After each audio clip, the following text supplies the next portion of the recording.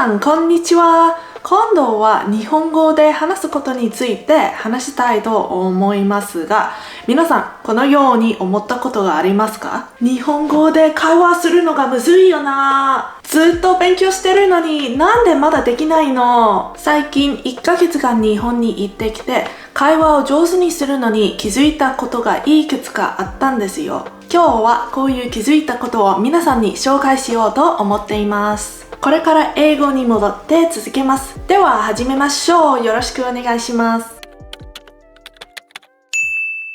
The number one reason you can't speak Japanese despite knowing and studying the language is that you're simply not doing enough output.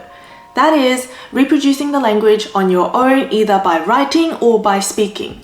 You may be able to understand what you hear or read, but you find it difficult to think on the spot or respond coherently without taking a long time to think. こんにちは、クロエさん。お元気ですか？週末は何をしましたか？元気です。週末は家族と That was just an example, but hopefully you get the idea. Carrying a conversation smoothly requires you to listen to and process what your partner is saying at the same time while forming your own thoughts and responses. Just think back to the way you talk to someone in your native language. You're doing the same thing. It's just so natural to you that you probably don't even realize or think about it. I think in the very beginning, you don't have to worry too much about this because you don't really know enough to have a full-on conversation just yet. Because once you start learning some simple vocabulary and basic grammar rules, it's actually super important to start outputting what you're learning, both through writing and speaking. Because not only will reproducing that knowledge on your own help you to memorize it, but you'll be able to recall it a lot faster when you hear somebody else say it or when you want to use the words yourself. And that brings me to my second reason.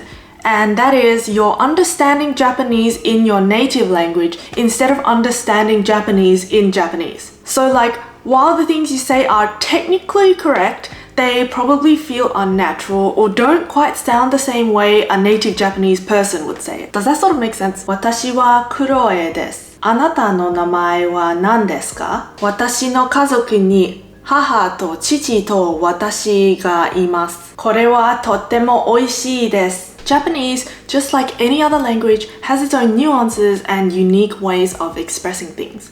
If you want to speak fluently, you have to get used to thinking and feeling in Japanese. This is actually really easy to get yourself into the habit of doing. You can just start by practicing reacting to things or expressing your own emotions in Japanese. It takes time getting used to in the beginning, which is totally normal, and like anything else, it gets easier with practice. Another thing is by observing the usage pattern of certain words or phrases and how native Japanese people use them. Instead of translating it back to your native language, try to get a feel and understand it in Japanese. Try to really envision and feel the meaning of it. When you read something in Japanese, let the meaning simply flow into your brain rather than trying to translate it back to English. Like for example, when you see the word ringo, try to conjure up the image or the feeling of an apple instead of the actual English word apple. The third reason is kind of similar to the first one, but you can't speak because you are afraid to speak, which only makes you even more unable to speak.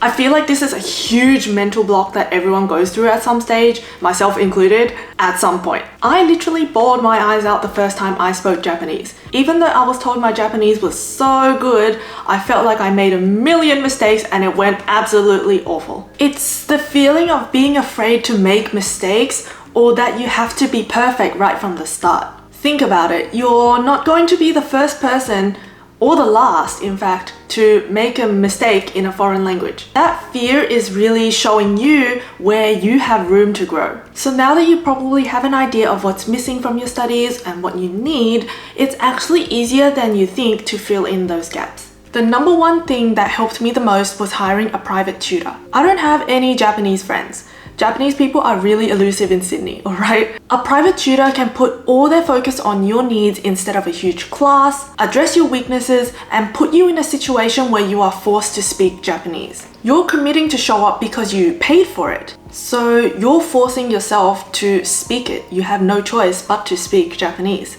Find someone whose teaching style and personality clicks well with you. I'm really shy, so I needed someone who was outgoing and easy to talk to and that I could feel comfortable being around. There's also the question of in-person or online.